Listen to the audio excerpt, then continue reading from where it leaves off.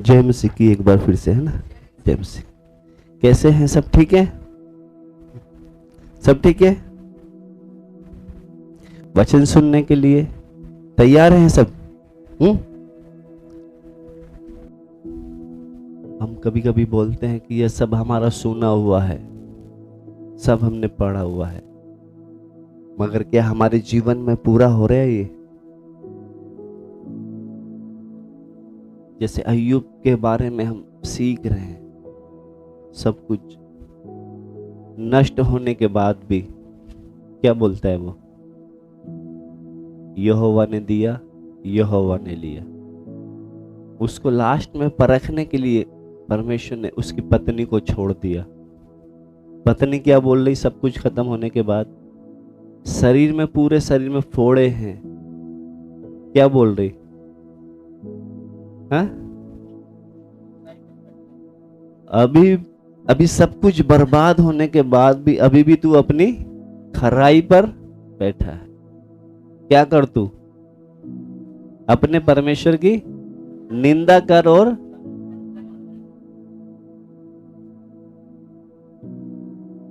अय्यूब की पत्नी को परमेश्वर ने बचा के रखा। हमारे लिए भी कुछ कुछ लोगों को बचा के रखा है प्रभु ने। है आपके जीवन में कोई ऐसा बोलने वाला कि परमेश्वर परमेश्वर करते हैं, सब कुछ तो गड़बड़ चलता है, फिर भी उस पर बना रहता है? क्या बोला उसने फिर? अय्यूब ने क्या बोला? उदास हो गया या कुछ बोला? हम तो उदास हो जाते हैं। उसने क्या बोला? हम जब यहोवा के हाथ से सुख ले सकते हैं तो क्या दुख ना ले? इतना कुछ होने के बाद भी उसने अपने मुंह से परमेश्वर के प्रति कुछ नहीं बोला। तो उसी तरह जैसे हम पिछले दिनों में सीख रहे थे, पौलुस अपना आत्मिक जो बेटा था तीमुथियुस के बारे में बोलता है कि सब तो अपने स्वार्थ में लगे रहते हैं, ना कि कोई यीशु मसीह के। क्योंकि उस समय के जो जितने भी सेवक थे अपने स्वार्थ में सेवा कर रहे थे। अगर आज देखें, सेवक लगा लो या विश्वासी लगा लो, हम प्रभु के पीछे कैसे चलते हैं? स्वार्थ के लिए। हम यीशु मसीह के लिए बहुत कम हैं ऐसे लोग जो यीशु मसीह के लिए चलते हैं। अगर जो यीशु मसीह के लिए चलेगा, यीशु मसीह का मतलब एक तो होता है हम अपने लिए जी रहे, एक होता है प्रभु के लिए। प्रभु जैसे क्रूस बपतिस्मा लेते समय बोलते हैं ना कि अब मैं जीवित ना रहा, मसीह मुझ में। प्रभु मैं अब अपने लिए नहीं, तेरे लिए जीऊंगा। तो इधर जब हम ये सब सीखते आ रहे एक बातें, अगर अय्यूब को अपने बच्चों से प्यार होता, अपनी संपत्ति से प्यार होता, तो वो क्या करता? सब कुछ खत्म होने के बाद आराम से इनकार कर सकता था, मगर वो उनके लिए नहीं चलता था। इसलिए उसने बार बार बोलता है कि यहोवा ने दिया, यहोवा ने लिया। एक व्यक्ति सच में जो प्रभु के पीछे परमेश्वर से प्यार करता है, उसकी प्रार्थना स्वीकार हो ना हो, उसको उत्तर मिले ना मिले, उसको जवाब मिले ना मिले, फिर भी वो क्या करेगा? अपने परमेश्वर से प्रेम से आगे बढ़ता जाएगा। ये ही है। तो आज एक और है, उससे भी बड़ा विषय है, निकालेंगे हम। आज जो हम देखेंगे अय्यूब का जो और भी कठोर जो मार है अपने मित्रों के द्वारा। इनके द्वारा? मित्र यानी कि उनके दोस्तों के द्वारा। अगर हम अय्यूब की किताब 4 अध्याय से लेके 25 तक पढ़ेंगे तो वो 3 उसके जो मित्र थे उनके बारे में ही लिखा है। तो जब ये 4 से लेके 25 तक जब हम पढ़ते हैं तो जो उनके जो मित्र थे वो आकर उसको इस तरीके से बोलते हैं जैसा एक नबी जो होता है, जो परमेश्वर का नबी होता है, वो क्या करता है, जब कलीसिया में कोई पाप करके आता है तो उसके पाप को वो क्या करता है, नबी प्रकट करता है, तूने ये फलाना पाप करके आया है, इसलिए समस्या है, तुझ पर परेशानी है। तो उसी तरह जो इनके दोस्त थे 3, तो वहां पर उस पर क्या कर रहे, वो सबसे जो कठोर मार थी उसकी, एक सेवक के तरह वो बोलते हैं तेरे पास जो सारी बीमारी या मुसीबत जो है उसकी वजह पता क्या है, तेरे गुप्त जो पाप है ना, उसके वजह से ये दुख या बीमारी तुझ पर आई है। समझ में आ रहा है? उसके जो 3 दोस्त थे वो क्या बोलते हैं कि तेरे ऊपर जो कष्ट है, जो परेशानी है, जो समस्या है, किस लिए आई है, ये तेरे कहीं ना कहीं गुप्त पाप यानी कि कुछ तो उजागर हो जाते, कुछ नहीं होते, इस कारण तेरे ऊपर ये विपत्ति आई है। सही है गलत है ये?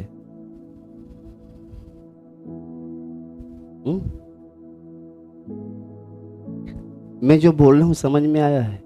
अब जो हम नई परख देख रहे हैं, किन के द्वारा आई? उनके मित्र यानी कि उनके दोस्तों के द्वारा एक परख है। वो दोस्त क्या बोल रहे हैं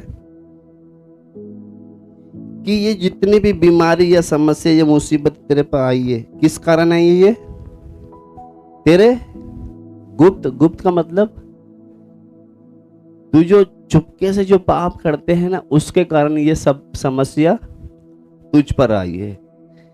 तो उन्होंने जो बोला था, ये किस लिए बोला उन्होंने, उनके दोस्तों ने?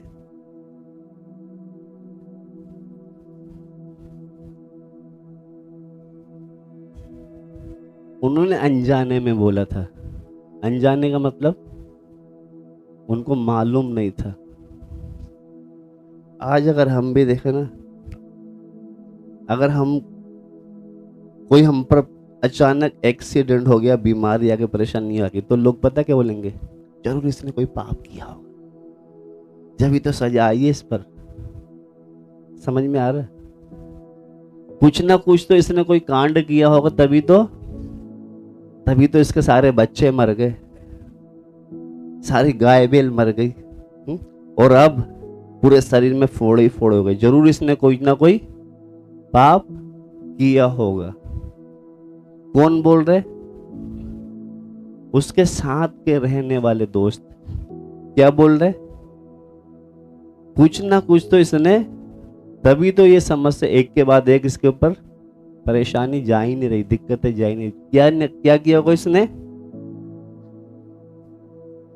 तो इधर हम पढ़ते समय निकालेंगे एक वचन, प्रकाशित वाक्य,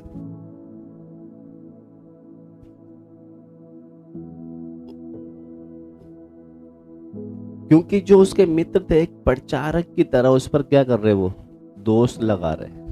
आज हम भी क्या है, अनजाने में हर किसी के ऊपर क्या करने लग जाते हैं, दोष। हमें मालूम नहीं है फिर भी क्या करते हैं हम, दोष लगाना।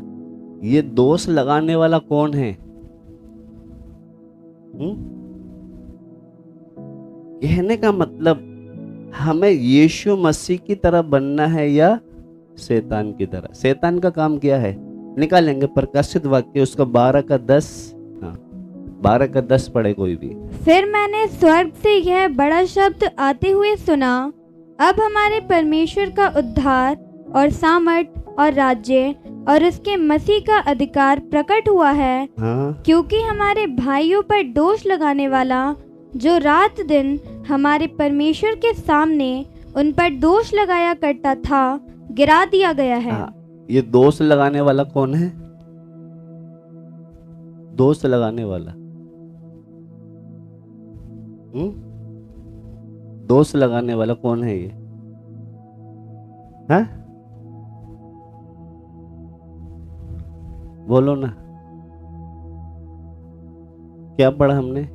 क्योंकि हमारे भाइयों पर दोष लगाने वाला जो रात दिन हमारे परमेश्वर के सामने उन पर दोष लगाया करता था, वो क्या हो गया?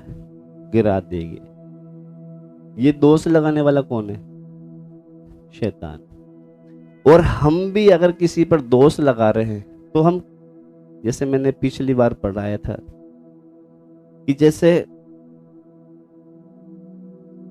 यीशु मसीह को बोला गया था उसके घर वालों ने कि इसका चित्त ठिकाने पर नहीं है, तो वो क्या धीरज से सब कुछ क्या कर लेता था, वो सह लेता था। तो हमको उसकी तरह बनना है। किसकी तरह? यीशु मसीह की तरह। अगर कोई हमें बोलता है तो हमको जैसे यीशु मसीह ने धीरज से सह लिया था उसी तरह हमें भी क्या करना है, सहना है। तो कहने का मतलब हम यीशु मसीह की जगह पर काम कर रहे हैं या शैतान की जगह पर कर रहे हैं? समझ में आया है? उसके जो मित्र थे वो कैसे बोल रहे हैं? जरूर इसने कोई गुप्त पाप किए होंगे। वो बोल कैसे रहे? अनजाने में, क्योंकि इनको कुछ, वो अपना आइडिया लगा के बोल रहे हैं कि एक के बाद इसके पर जो विपत्ति या परेशानी आ रही है जरूर इसने कोई ना कोई पाप किया होगा। उसी तरह हम भी कोई परेशानी में रहता है, हम अपनी बुद्धि से उस पर क्या करने लग जाते हैं, दोष लगा रहे थे। यानी कि हम किसका काम कर रहे हैं? शैतान। हमको शैतान का काम करना है या परमेश्वर का? हमको चुना किसने है? कहने का मतलब अय्यूब भी क्या है, अब अपनी पत्नी के द्वारा परखा गया, इधर दोस्तों के द्वारा भी परखा गया। समझ में आ रहा है आपको? तो जैसे उनके दोस्तों ने, हम जब अध्याय इसका 4 से लेके 25 तक पढ़ेंगे, वो तीनों का जिक्र है उसमें। तो बोलते हैं कि इसके पास जो समस्या आ रही है वो क्या है, जरूर इसने कोई पाप किया होगा, तभी तो इसके ऊपर एक के बाद एक समस्या। मगर हम वचन में पढ़ते, परमेश्वर धर्मियों को परखता है। किनको परखता है? धर्मियों को।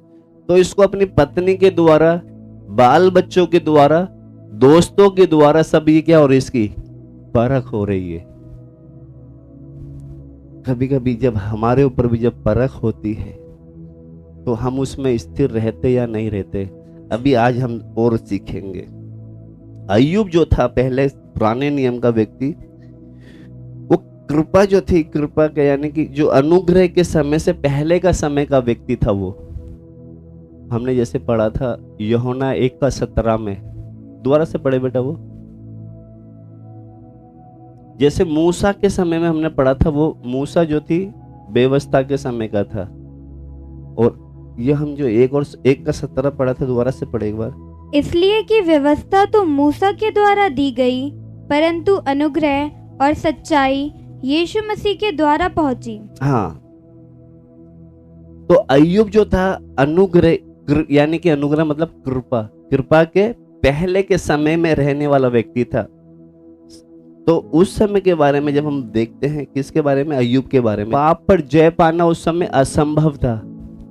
पाप पर जय पाना असंभव का मतलब बहुत मुश्किल था।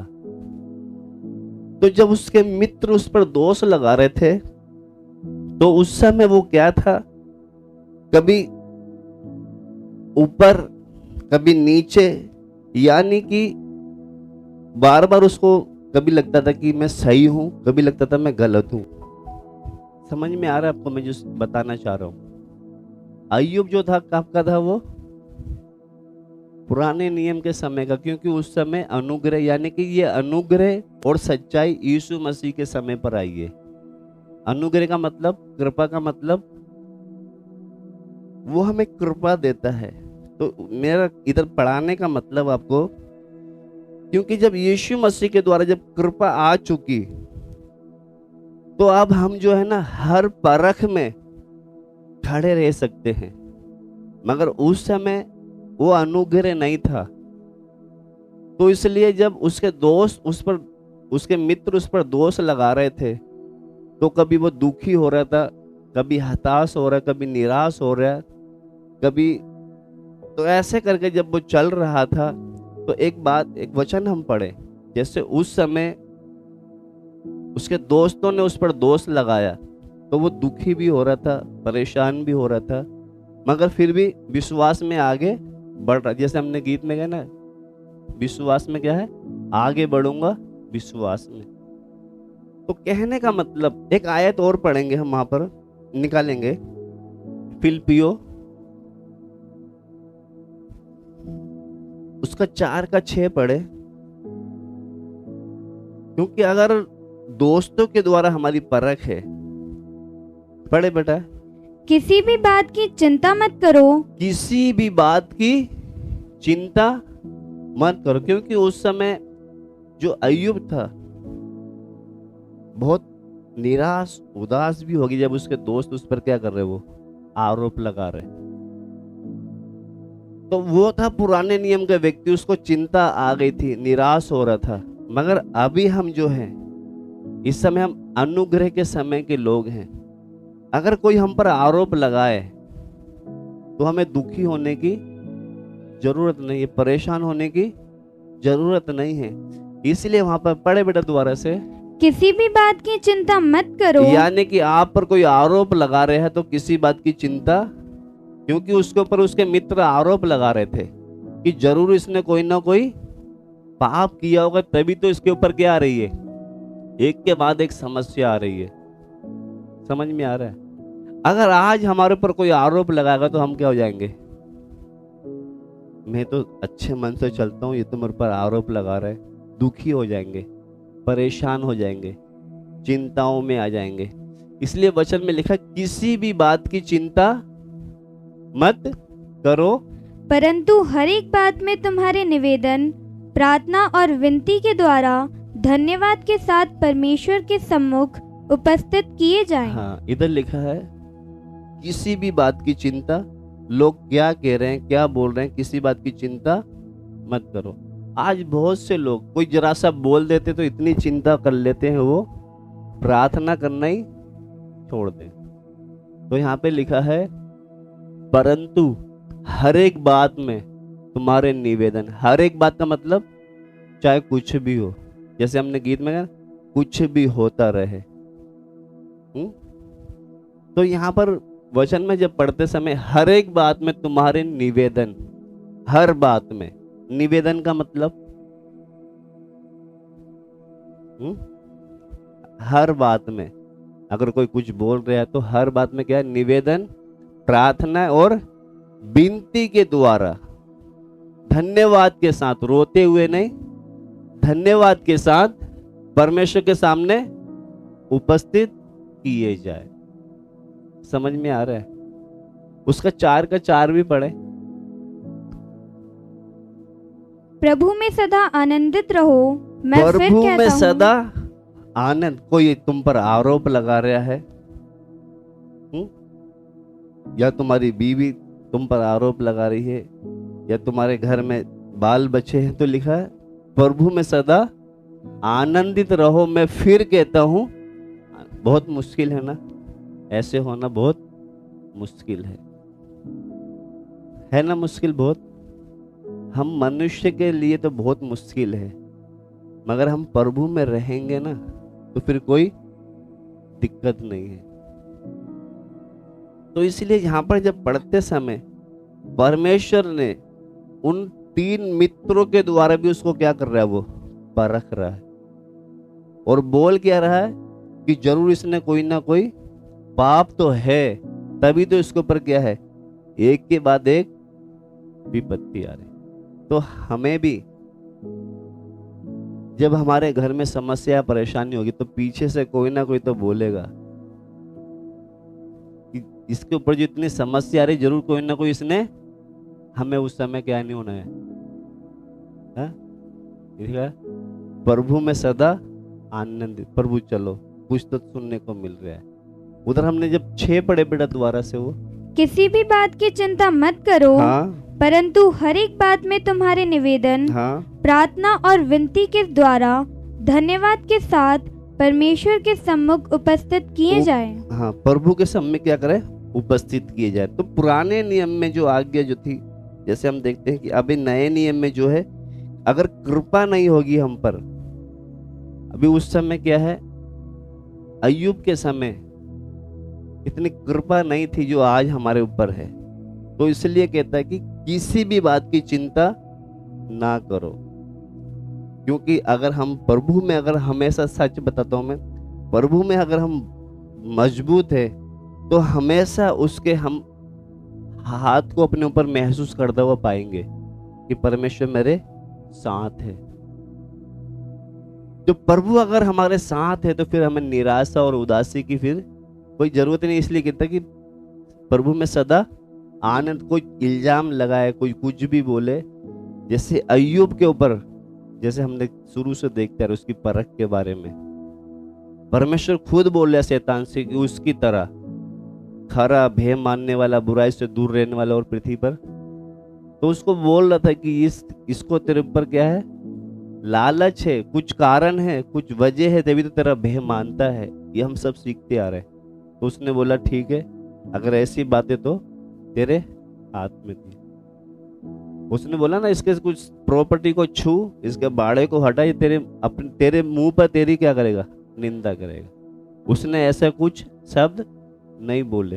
तो यहाँ पर जब हम देखते हैं अभी जो मित्र के द्वारा भी उसकी जब परख है, मित्र क्या बोल रहे हैं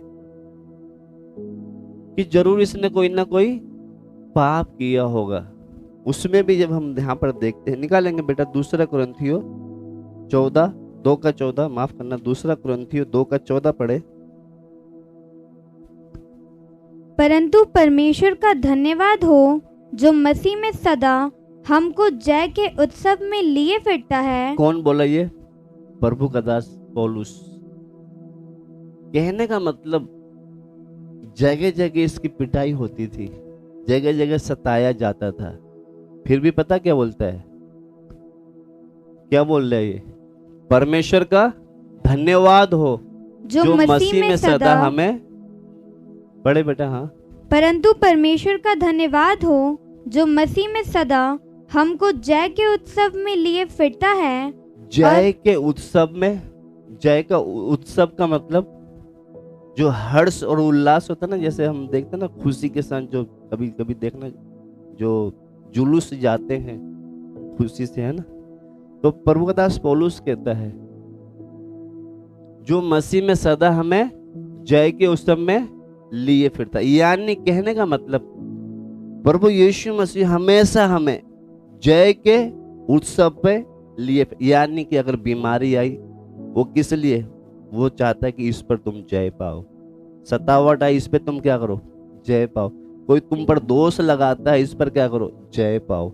इसीलिए परमेश्वर का वचन में लिखा है जो मसीह में सदा हमको जय। कौन बोल रहा है ये? पौलुस बोलता है। उसके कितने भी लोग विरोध में हो गए, खिलाफ में हो गए, मगर उन सब के बीच में फिर भी बोलता है हमको जय के उत्सव पे लिए फिरता है। कहने का मतलब हमारे जीवन में जो भी आती है वो इसलिए आता ताकि हम उस पर क्या करें, जय पाए। ऐसे नहीं कि रोने बैठ जाए। अभी हमारे यहाँ कुछ रिश्तेदार आए थे, उनको सिर्फ बुखार ही, थोड़ी थकान, दिक्कत थी, रोने लग गए। वो क्या करने लग गए, वो रोने लग गए। मैंने उनसे बोला कि तुम्हारी तबीयत तो कुछ भी नहीं है, हमारे बच्चों की तबीयत इतनी खराब होती है। हम उनसे बोलते बेटा डॉक्टर पर जाए, नहीं नहीं नहीं। तो मैं जब ये सोच रहा था कि मैं देख रहा था कि बाहर के लोग जरा सी देर में क्या होते हैं, रोने लग जाते हैं। तो समस्या प्रभु हमको डालता है किस लिए, कि तुम इन पर क्या करो, जय पाओ। अगर हम भी समस्या आ गई और रोने लग जाए तो फिर प्रभु समस्या इसलिए डालता ताकि बेटा तुम क्या करो, इस पर जय पाओ। क्योंकि हमारे मसीह ने भी हर चीज पर क्या है, जय पाई है, जहां तक कि मौत को भी हरा दिया। तो आगे पढ़े बाबू इसको बेटा। और अपने ज्ञान की सुगंध हमारे द्वारा हर जगह फैलाता है। इधर लिखा है अपने ज्ञान का सुगंध हर जगह फैलाता है। अब हम देखें, हम सुगंध फैला रहे हैं या हमारे, पढ़े द्वारा पढ़े बेटा। और अपने ज्ञान की सुगंध हमारे द्वारा हर जगह फैलाता है। किसके द्वारा? हमारे द्वारा ज्ञान की सुगंध। कहने का मतलब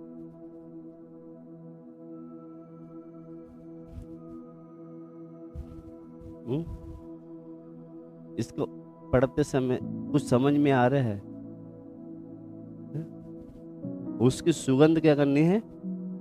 हर जगह फैल। आगे पढ़े। और क्योंकि हम परमेश्वर के निकट उद्धार पाने वालों और नाश होने वालों दोनों के लिए मसीह की सुगंध है। हाँ, इधर लिखा है क्योंकि हम परमेश्वर के निकट उद्धार पाने वालों और नाश होने वाले दोनों के लिए मसीह की सुगंध। इसका मतलब क्या है? जब ऊपर से पढ़े 14 से, दोबारा मिला के पढ़े बाबू इसको। हाँ, परंतु परमेश्वर का धन्यवाद हो जो मसीह में सदा हमको जय के उत्सव में लिए फिरता हाँ, है। हमको हमेशा, एक बार नहीं, हमेशा क्या है? जय के उत्सव। यानी कि जय का उत्सव का मतलब कोई भी दिक्कत हो, हमारा यीशु हमारे साथ इसलिए रहता है कि इस पर तू क्या कर, वो हमके जय के उत्सव पे लिए फिरता है। कहने का मतलब अगर तुम पर कोई दोष लगा रहा है, तुम पर कोई बीमारी है, कोई दिक्कत है, कोई परेशानी, कुछ भी हो, मेरा कहने का मतलब पुराने नियम का व्यक्ति ने इन पर जय पा चुका। उस समय अनुग्रह का समय नहीं था, उस समय कृपा का समय नहीं था। आज तो क्या है? अनुग्रह का समय है। वो हमारे साथ साथ रहता है। तो कहने का मतलब अगर कोई हम पर, जैसे अय्यूब के मित्र उस पर दोष लगा रहे थे, दोस्तों के द्वारा वो परख में आया है। अगर आज हो सकता है हमारे बीच में कोई, इनके द्वारा प्रभु हमें परखे, हम तो क्या हो जाएंगे? हाँ? अय्यूब की तरह पास हो सकते हैं क्या? वो बच्चों के द्वारा, पत्नी के द्वारा, दोस्तों के द्वारा भी क्या है? परखा जा रहा है। एक आयत और पढ़ ले बाबू, इसको पढ़े, निकाल ले। हम इसी में ही है, कुरिन्थियों में ही है, उसका 4 का 17 और 18 मिला के पढ़े हम। क्योंकि हमारा पल भर का हल्का सा क्लेश हमारे लिए बहुत ही महत्वपूर्ण और अनंत महिमा उत्पन्न करता जाता है। और हमारा, हाँ, क्योंकि हमारा पल भर का हल्का सा क्लेश हमारे लिए बहुत ही महत्वपूर्ण और अनंत महिमा उत्पन्न करता जाता है। आगे पढ़े। और हम तो देखी हुई वस्तुओं को नहीं परंतु अनदेखी वस्तुओं को देखते रहते हैं, क्योंकि देखी हुई वस्तुएं थोड़े ही दिन की हैं परंतु अनदेखी वस्तुएं सदा बनी रहती हैं। हाँ, अय्यूब के पास ऐसी प्रतिज्ञा नहीं थी जो आज हमारे पास है। अय्यूब के पास ऐसी प्रतिज्ञा, क्योंकि इधर हम जब पढ़ते हैं 17 मिला के दोबारा पढ़े बेटा, इधर लिखा है हल्का सा पल भर का कलेश। उसको इतना ऐसे ये नए नियम की आयत उसके पास नहीं थी। अगर उसको पता चल जाता कि मैं ये कलेश को सह लूंगा तो मुझे अनंत, वो क्या मिलेगा? अनंत महिमा। अनंत महिमा का मतलब अमर, जो कभी नाश ना होने वाली वो महिमा। उसको इसके बारे में नहीं पता था, मगर हमें तो क्या है, ये अनंत जीवन के बारे में पता चल गया। उसको नहीं पता था, फिर भी वो आराम से क्या है, सब कुछ सह लेता था। तो इसलिए लिखा क्योंकि हमारा पल भर का हल्का सा कलेश, क्योंकि उसके ऊपर भी कितना कलेश था। अभी हमारे पास तो थोड़ा सा कलेश आ जाए, हम उसको सह नहीं सकते। उसके तो कितना सारी प्रॉपर्टी खत्म हो गई, बच्चे खत्म हो गए, फिर भी क्या कर रहा है वो? आराम से सह रहा है, मुंह से कुछ ऐसे शब्द नहीं निकाले। 18 भी मिला के पढ़े बेटा, 18 पढ़े अब। हाँ, और हम तो देखी हुई वस्तुओं को नहीं, हम तो देखी हुई वस्तुओं को नहीं परंतु अनदेखी वस्तुओं को देखते रहते हैं। हाँ, क्योंकि देखी हुई वस्तुएं थोड़े ही दिन की हैं। ये जो हम देख रहे हैं ना, ये वस्तु, ये सब क्या है? ये थोड़े ही दिन की है, मगर परंतु अनदेखी वस्तुएं सदा बनी रहती हैं। अनदेखी, अनदेखी मतलब जो हमें दिखती नहीं है, अनदेखी, परंतु अनदेखी वस्तु सदा बनी रहती। कहने का मतलब ये परमेश्वर के दास लोग ये उसी चीज के लिए ये सब कुछ सह लेते थे। किस लिए? कि ये हल्का सा पल भर का कलेश, इसको अगर हम सह लेंगे, क्योंकि देखो इस देश से उस देश में जाना है तो कुछ तो कायदे कानून को अपनाने पड़ेंगे। तो हमें भी जब इस पृथ्वी से जाकर दूसरे देश में जाना है, तो परमेश्वर चाहता है कि हम ये हल्का सा जो पल भर का कलेश है, इस पर क्या करें, हम जय पाए। निकाला गाना, पढ़े वो गाना गाएंगे, है ना। सियोन देश हमारा है देश, रहते हैं हम परदेश।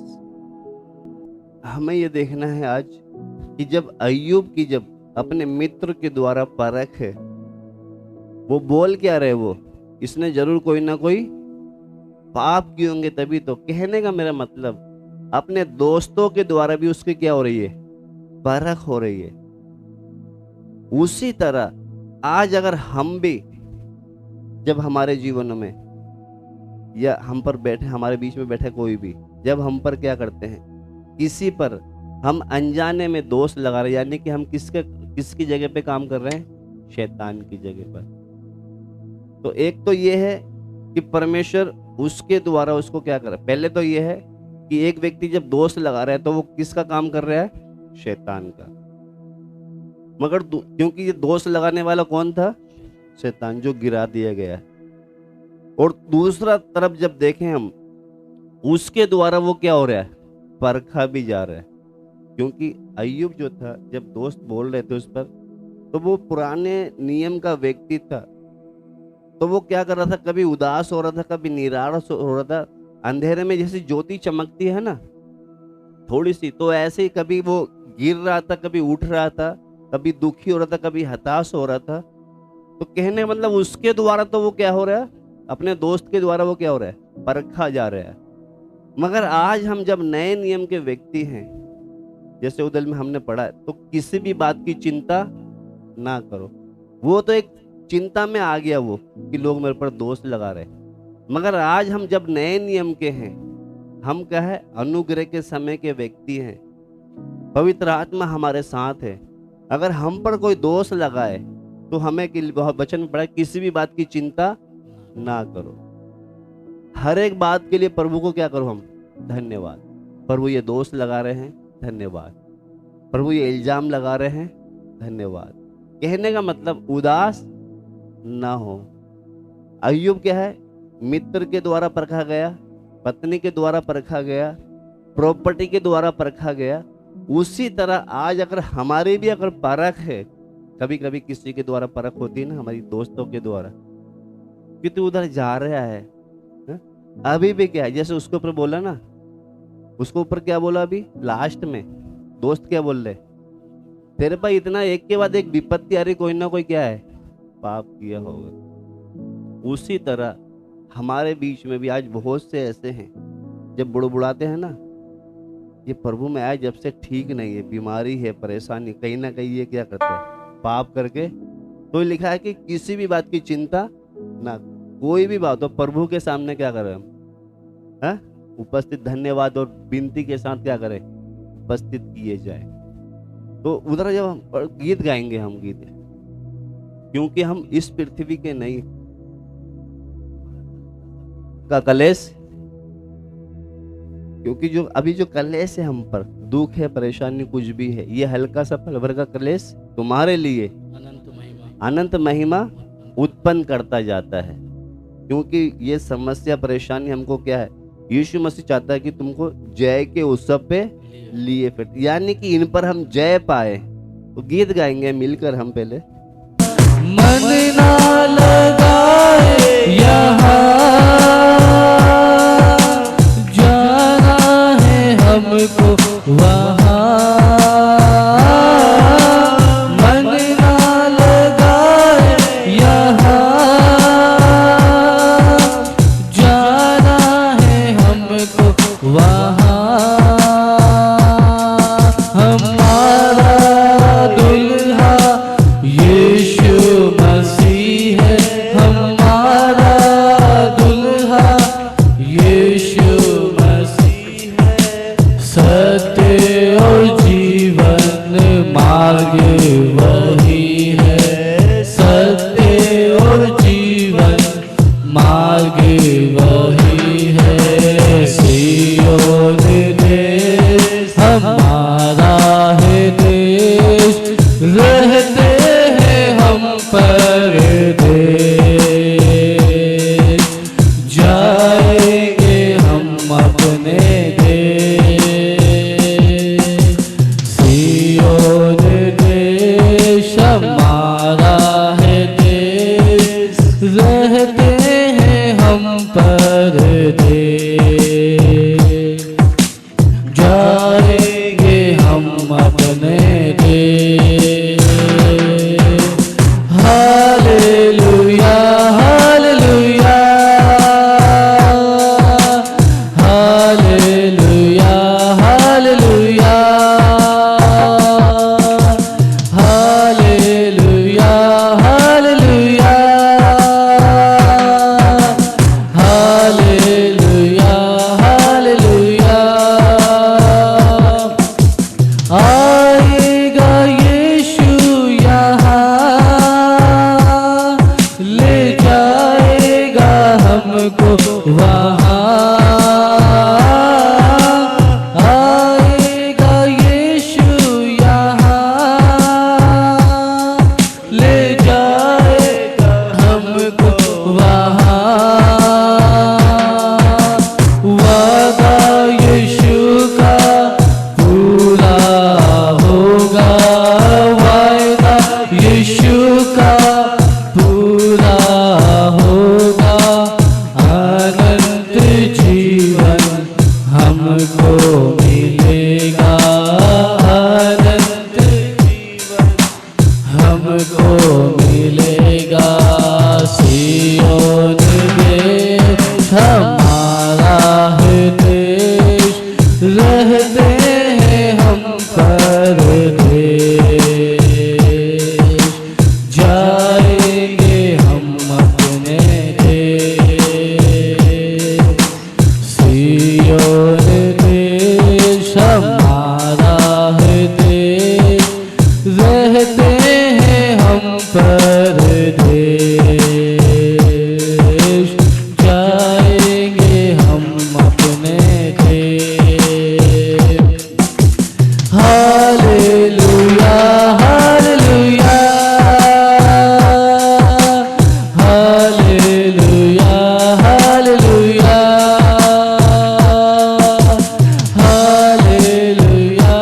Hallelujah hallelujah hallelujah hallelujah hallelujah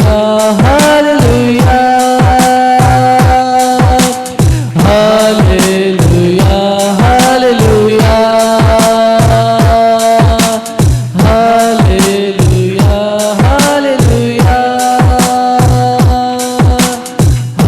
hallelujah hallelujah.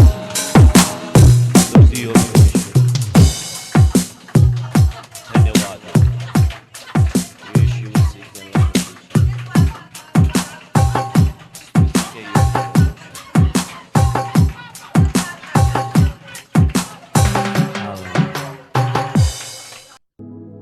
आज हमने अय्यूब के जीवन से एक और घटना देखी, उसके दोस्तों के द्वारा उसको परखा गया। जब दोस्तों ने एक नबी की तरह उस पर दोष लगाए कि तेरे कोई गुप्त पाप है जिनके कारण एक के बाद एक समस्या आ रही है, उन बातों को देखकर वो दुखी भी हुआ, उदास भी हुआ, बहुत सी चिंताएं भी आने लग गई, निराश और उदास का शिकार हो गया वो। मगर उस बीच में भी विश्वास की झलक उस पर नजर आ रही थी। निराश और उदास होने के बाद भी वे कभी उठ रहा था, कभी नीचे गिरने का अनुभव वो कर रहा था, क्योंकि वो कृपा से पहले के समय का व्यक्ति था। लेकिन आज जब हम देखें, यीशु मसीह की कृपा हम पर आ चुकी है। अगर हम भी उसी की तरह आज अगर परखे जाएं, जब उसके मित्र उस पर बोल रहे थे कि कहीं ना कहीं इसके अंदर छुपे कोई पाप है जिसके कारण ये समस्या आ रही है, वो पुराने नियम का व्यक्ति दोस्तों के द्वारा परखा जा रहा है।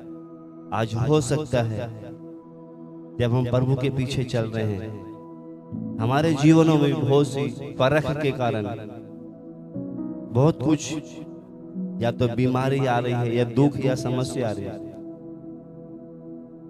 जैसे दोस्त उनके बोल रहे थे, हमारे द्वारा भी प्रभु हमारे दोस्तों के द्वारा, हमारे लोगों के द्वारा परखेगा वो। तो इसलिए वहां पर हमने पढ़ा है, तुम किसी भी बात की चिंता ना करो।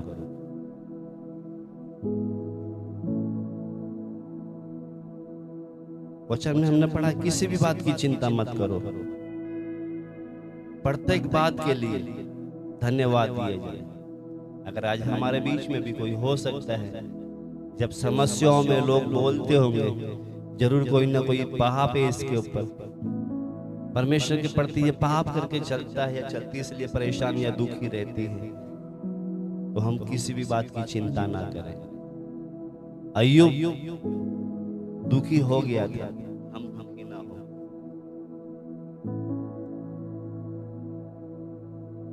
क्योंकि परमेश्वर हमको जय के उत्सव पे लिए फिरता है। परमेश्वर चाहता है तू अपने मित्र जो तुझे बोलते इस पे भी तू जय पा, तेरे पर जो इल्जाम लगा रहे इस पर तू जय पा।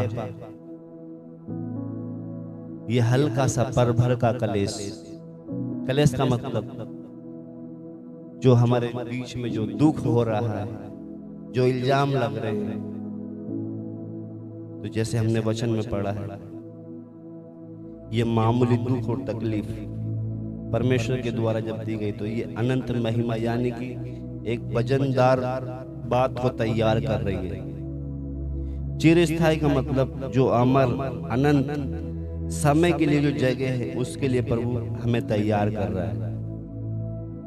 तो हमारी दृष्टि जो है उन वस्तुओं पर नहीं जो दिखाई देती है, बल्कि उन वस्तुओं पर लगे रहे जो अनदेखी वस्तु। अनदेखी का मतलब अभी तक जिसके किसी के चित्त पर नहीं चढ़ी, किसी आंख ने नहीं देखी, वहां के लिए प्रभु हमें तैयार कर रहा है। इसलिए हमने गीत में गाया है, मन न लगाए यहाँ, जाना है हमको वहां। इसलिए कोई कुछ बोलता है, चिंता ना करे। आइए हम प्रभु से प्रार्थना करें। जैसे अय्यूब अपने दोस्तों के द्वारा परखा गया, पिछले दिनों में देखा पत्नी के द्वारा परखा गया। अगर कोई भी बोले, कुछ भी बोले, वचन में हमने पढ़ा है, तुम किसी भी बात की चिंता ना करो कि लोग क्या कह रहे हैं।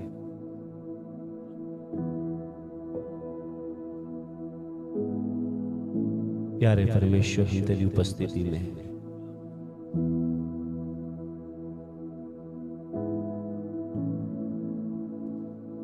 गीत में गाया है, दुख जो हमारे यहाँ न होंगे फिर वहां, सारे दुखों का अंत होगा, दुख के आंसू पोंछेगा।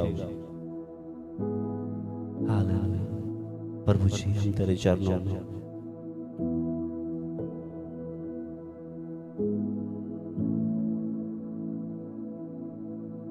क्योंकि पुराने नियम का व्यक्ति था अय्यूब, मगर हम नए नियम के हैं। हम दुखी ना हो, निराश ना हो। परमेश्वर हमें दुख देकर, कष्ट देकर, परेशानी देकर वो चाहता है कि मैं तुझे इन सब के ऊपर जय के उत्सव पे लिए फिरता हूँ, यानी कि तुझे जय देने चाहता हूँ। इन पर तू जय पाके चल, निराश ना हो। तो आइए हम प्रभु से प्रार्थना करें कि परमेश्वर जैसे पुराने नियम का व्यक्ति अय्यूब इन अलग अलग परिस्थिति के द्वारा परखा गया, प्रभु आने वाले दिनों में जब हम पर भी ये बात आए, प्रभु हम भी जैसे वचन में पढ़ा है, हर एक बात के लिए हम प्रभु आपको विनती, निवेदन, धन्यवाद के सामने आपके सम्मुख हम रख सके। हम बुड़बुड़ाए नहीं, हम निराश ना हो, हम उदास ना हो। जैसे हमने गीत में भी गाया था, वायदा यीशु का पूरा होगा, वो बहुत जल्द बादलों पर आ रहा है अपनी दुल्हन को लेने के लिए। आइए हम प्रभु से प्रार्थना करें। हालेलुया, धन्यवाद देते हैं। स्वर्ग के परमेश्वर, धन्यवाद हो पिता। हम पिछले दिनों से अभी तक अय्यूब के जीवन से प्रभु देख रहे हैं। प्रभु पुराने नियम का व्यक्ति था, एक एक चीज पर प्रभु जय पाता हुआ आया है। मगर आज हम देखें तो हम अनुग्रह के समय के लोग हैं। हर समय प्रभु तू हमारे साथ रहने वाला खुदा है। इसलिए तेरे वचन में हमने पढ़ा है, तुम किसी भी बात की चिंता ना करो। प्रभु कितनी बार हमारे जीवनों में तेरे मार्ग में चलते समय चिंताएं आ जाती हैं, उदासी आ जाती है, निराशा आ जाती है। मगर जो पुराने नियम का अय्यूब से हम देख रहे हैं प्रभु, सब कुछ बर्बाद होने के बाद भी तेरी आराधना करना नहीं छोड़ा, तुझे धन्यवाद देना नहीं छोड़ा। प्रभु हमें भी आत्मा में इन दिनों में बलवंत कर, ताकि अगर हमारे घर के लोग, हमारे मित्र लोग प्रभु जब समस्याओं में हैं, वो बोलने लग जाएगी इसने जरूर कोई पाप किया होगा तभी तो इनके ऊपर ये सजा है। उस बीच में प्रभु हम उदास ना हो, हम निराश ना हो प्रभु जी।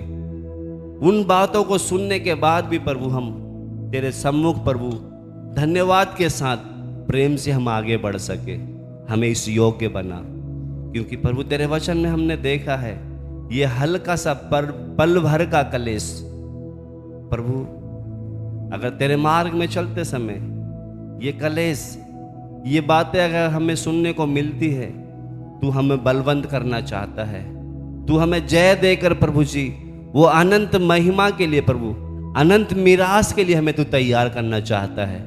इसलिए आने वाले दिनों में प्रभु जी तेरे मार्ग में चलते समय अगर कुछ ऐसी बातें हैं, उन्हें प्रभु जी उन पर जय पाते हुए आगे चलने के लिए तेरी आत्मा हम एक एक को तैयार करे। क्योंकि प्रभु तू बहुत जल्द आने वाला है। इसलिए हम अपने रिश्तेदारों के द्वारा, कलीसिया के द्वारा और बहुत से लोगों के द्वारा हम परखे जाएंगे। उन बीच में भी प्रभु हमें खड़े रहने के लिए तेरी आत्मा मदद करने पाए। आपने प्रार्थना को सुना, धन्यवाद हो यीशु मसीह के नाम से। अब पिता का प्रेम, यीशु मसीह का अनुग्रह और पवित्र आत्मा की सहभागिता हम सब के साथ प्रभु के आगमन तक होती रहे। सबको जय मसीह की। प्रभु आप सबको आशीष दे।